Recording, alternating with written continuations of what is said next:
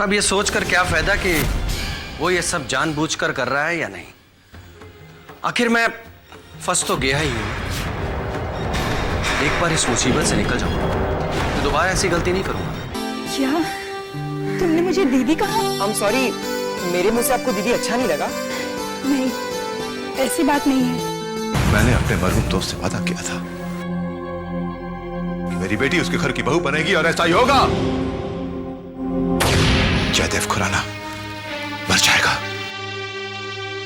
लेकिन वादा खिलाफी नहीं करेगा। अब यहां क्यों खड़ी हो? जाओ जाकर समझाओ उसे, जाओ। जैसे आज इस घर के लोग मिले हैं, उससे यह एहसास तो हो गया कि इन लोगों के दिल पूरी तरह से बदल चुके हैं।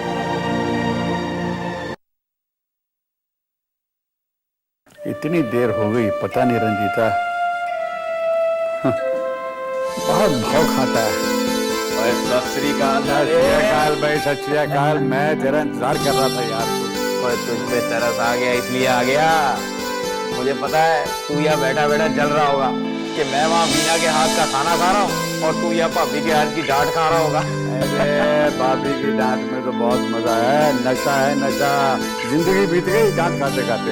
अच्छा ये बता,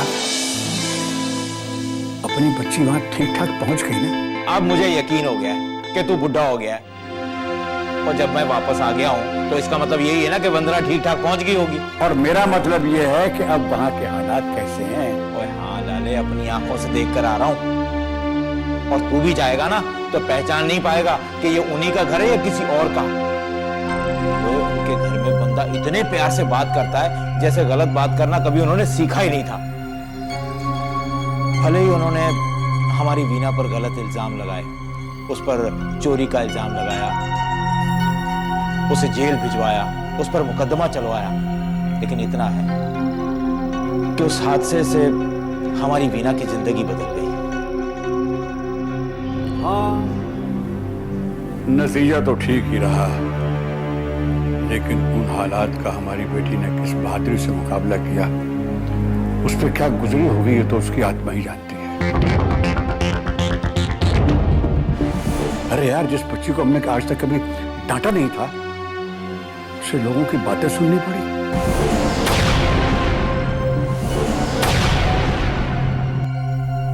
वकीलों की जिरा में उसको हिस्सा लेना पड़ा, अदालत में खड़ा होना पड़ा, रात जेल में बितानी पड़ी। ये सब सोच के तो कलेजा मुंह को आ जाता है। मेरी तो भगवान से यही प्रार्थना है कि ऐसी मुसीबत किसी बच्ची पे ना पड़े। और आपकी वजह से जो मुसीबत मुझ पर पड़ी है वो क्यों लैला जी, क्यों दिया मुझे ये धोखा? क्यों मेरा वीना से कोई रिश्ता नहीं है? क्यों दिया मुझे धोखा? मैं बताता हूँ। मुझे कुछ नहीं सुनना, कुछ नहीं सुनना। जो सच्चाई सुननी थी सारी सुन ली मैंने। जिस बच्ची को 9 महीने में कोख में रखा,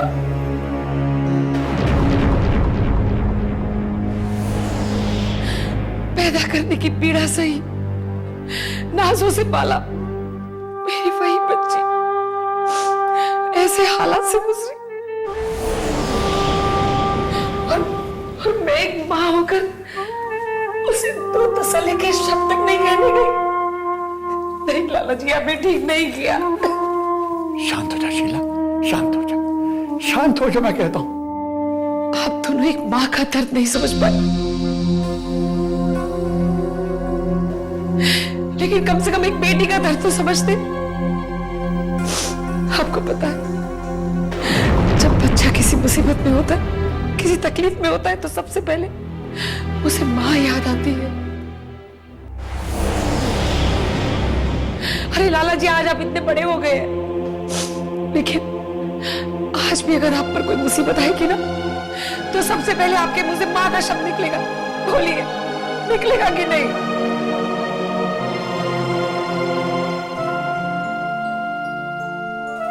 परजाई, हम तुम्हारी किसी बात से इनकार नहीं कर रहे हैं, लेकिन हमने तुमसे ये बात इसलिए छुपा कर रखी कि हमें पता था कि तुम वीना की तकलीफ बर्दाश्त नहीं कर पाओगी। वाह भाई साहब, वाह। इतने बड़े हो गए लेकिन एक माँ के दिल को आज तक समझ नहीं पाए। अरे जिस बच्चे की तकलीफ को देखकर एक माँ का दिल तड़प उठता है, उसी बच्चे की तकलीफ को दूर करने के लिए वही दिल कठोर भी बन जाता है। एक माँ अपने अंदर ऐसा हौसला भर लेती है जिसके आगे कोई तकलीफ टिक नहीं सकती। शीला, मेरी गलती माफ कर दे, फिर कभी नहीं। नहीं लाला जी, गलती वो माफ की जाती है जो अनजाने में हो जाए, लेकिन आप लोगों ने जानबूझ के गलती की है, बल्कि गलती नहीं, आप दोनों ने गुनाह किया है, गुनाह। एक माँ को उसका कर्तव्य निभाने से रोका है आप लोगों ने। मैं आप दोनों को कभी माफ नहीं कर सकती लाला जी, कभी माफ नहीं कर सकती, कभी माफ। शीला, शीला बात तो सुन। शीला, मैं मजबूर था शीला, मैं मजबूर था, ये मैं जानता हूँ और मेरा भगवान जानता है मजबूरी। स्नेहा दीदी ने कहा है कि वो कोई ना कोई रास्ता जरूर निकाल देंगी। पता है, वो तो मुझे पैसे दे रही थी, लेकिन मुझे उनसे पैसे लेना कुछ ठीक नहीं लगा। अच्छा किया तुमने, तुम्हारा उनसे यूं पैसे लेना मुझे भी अच्छा नहीं लगा। जानती थी, इसलिए मैंने इनकार कर दिया। वैसे स्नेहा दीदी ने कहा है कि वो स्टे ऑर्डर लेने की कोशिश करेंगी। अगर हमें 4-6 महीने की भी मोहलत मिल जाए तो इतने टाइम में कुछ ना कुछ इंतजाम जरूर हो जाएगा। वीना, अब जब तुम साथ हो ना तो ये दौर भी आसानी से गुजर जाएगा।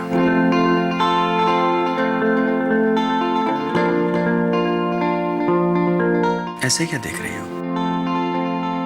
हैरान हो रही हो ना कि आज पहली बार मैंने तुम पर भरोसा किया है। वीना, इतने दिनों साथ रहने के बाद मैं अब तुम्हें समझ पाया हूं, और यदि अब भी मैं तुमसे प्यार ना करूं, तुम पर भरोसा ना रखूं, तो शायद इस दुनिया में उससे ज्यादा बेवकूफ कोई इंसान होगा। ओफो, आप भी ना पता नहीं कौन सी बातें लेके बैठ गए। सीधे सीधे ये क्यों नहीं कहते कि पति पत्नी को प्यार मोहब्बत से और एक दूसरे के ऊपर भरोसा करके रहना चाहिए। आप जानते हैं, आज जब मैं स्नेहा दीदी के घर जा रही थी तो रास्ते में मुझे कृष्णा मिला। कृष्णा? ये कौन है? है एक छोटा बदनसीब बच्चा जिसका इस दुनिया में कोई नहीं। आज रक्षाबंधन है और वो बदनसीब हाथ में राखी लिए घूम रहा था। और ऊपर वाले का खेल देखो, उसने मुझे कृष्णा से मिला दिया। और तुमने उसे अपना भाई मानकर राखी बांध दी, राइट? हाँ। चलो अच्छा है, आज के दिन तुम्हें भाई मिल गया और कृष्णा को बहन। उसे घर ले आती। अभी तो रिश्ता बना ही है, कभी न कभी जरूर आएगा। वैसे भी उसने स्नेहा दीदी के यहाँ लेके जाना है। वो क्यों? आपको शायद पता नहीं, स्नेहा दीदी का बेटा बचपन में ही खो गया था। जब मैंने उनसे कृष्णा के बारे में जिक्र किया तो दीदी उससे मिलने के लिए बेचैन उठी। सच, दीदी से मिलके मुझे ऐसा लगा कि जब एक माँ से उसका बेटा दूर होता है तो किस कदर वो माँ अपने बच्चे से मिलने के लिए तड़पती है। वीना, आज तुम्हारा ये उदास चेहरा मैं बर्दाश्त नहीं कर पाऊंगा। चलो मुस्कुरा दो, वरना देखो मैं नाराज हो जाऊंगा। Come on, good, that's like a baby.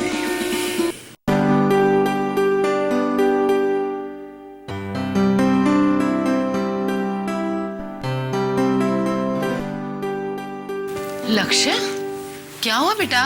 इतने उदास क्यों बैठे हो?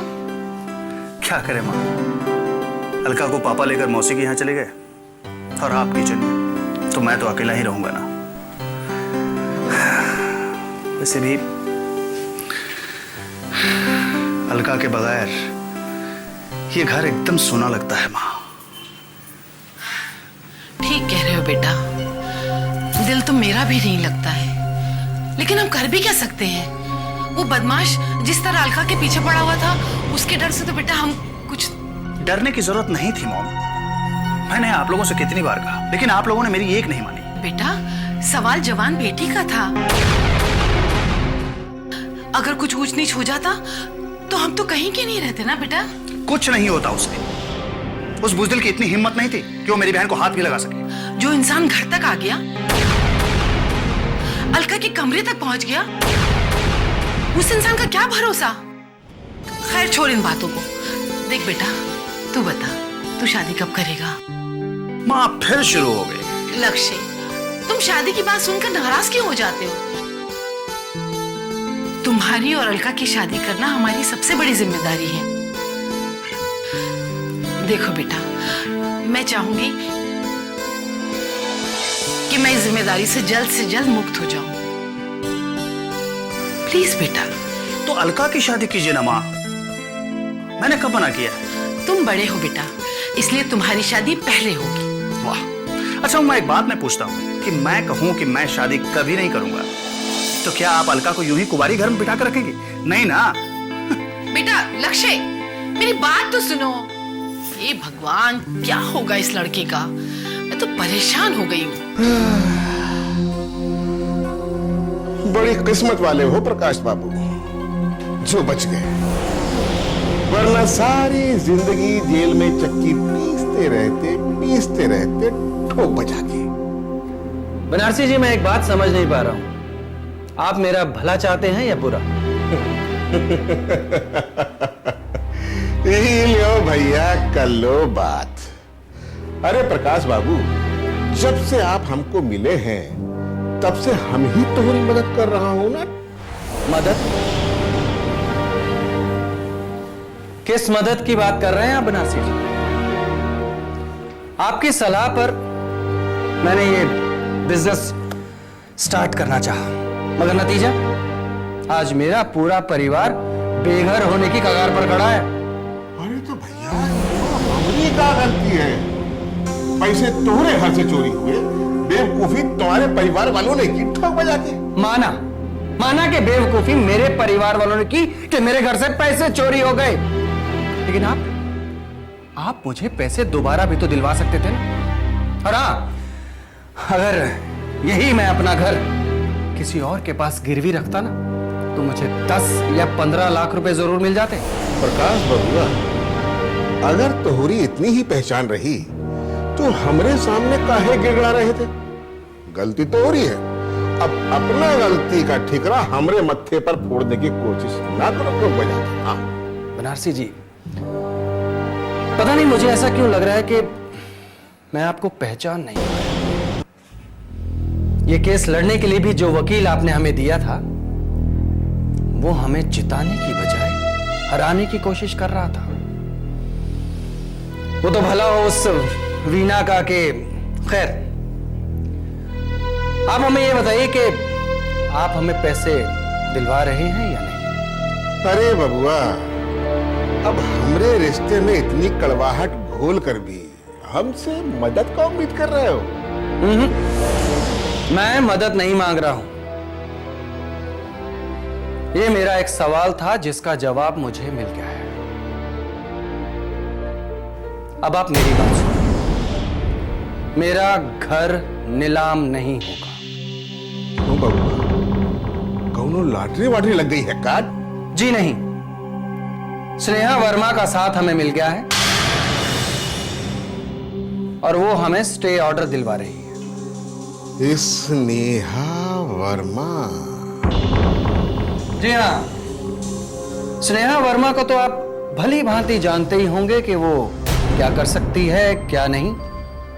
हाँ प्रकाश बाबू, ये बात तो तोहरी एकदम सच है कि स्नेहा वर्मा इस शहर की बहुत बड़ी वकील है, लेकिन जौन तुमको पैसा दिए है ना, वो भी इस शहर का बहुत बड़ा वकील है। और प्रकाश बाबू, एक बात गांठ बांध लो, आज की दुनिया में ताकतवर वही आदमी है जिसके पास दौलत की कमी ना हो। करा कोशिश। हम तो तोहरे शुभचिंतक हैं। अगर तोहरी कोशिश कामयाब हो गई तो सबसे ज्यादा खुशी इस बनारसी को होगी ठोक बजा के। ठीक है बनारसी जी, मैं आपको जरूर खुश करूंगा।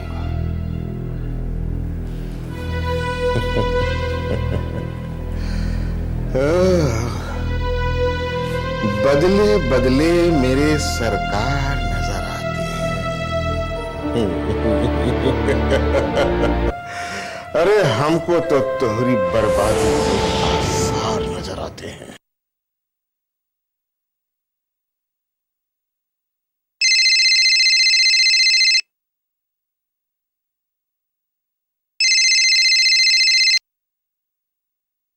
हेलो स्नेहा जी, स्नेहा जी नमस्कार। मैं जयदेव खुराना बोल रहा हूँ। ओह जयदीप भाई साहब, आज इतने दिनों के बाद याद किया। आई एम सॉरी, मैं क्या करूं, बिजनेस के चक्करों में ऐसा उलझा रहा कि वक्त ही नहीं मिला। कब से सोच रहा था कि आपसे कहूं कि आप विशाल को अमेरिका से वापस बुला लें ताकि श्वेता और उसकी शादी करके अपने मरहूम दोस्त को दिया हुआ वचन मैं पूरा कर सकूं। ये तो बड़ी अच्छी बात है, मैं आज ही उसे फोन कर देती हूँ। वैसे भाई साहब, आज 15 अगस्त को जब हिंदुस्तान आजादी की खुशियां मना रहा है, आपने बच्चों की आजादी छीनने की सोच ली? नहीं जी, मैं किसी की भी आजादी नहीं छीन रहा, बल्कि अपना दिया हुआ वचन निभा रहा हूं। और वैसे भी वक्त आ गया है कि बच्चे अपनी जिम्मेदारियां उठाएं। भाई साहब, मैं भी यही चाहती हूँ कि ये शुभ काम जल्द से जल्द हो जाए। ठीक है, विशाल के आते ही उसे लेकर आपके घर आती हूँ। थैंक यू, ये तो बड़ी अच्छी बात होगी। नमस्कार। नमस्ते।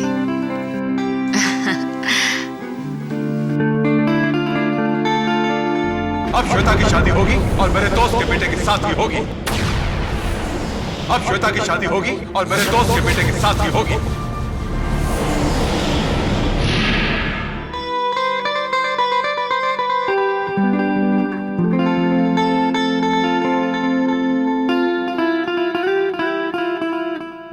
हेलो विशाल।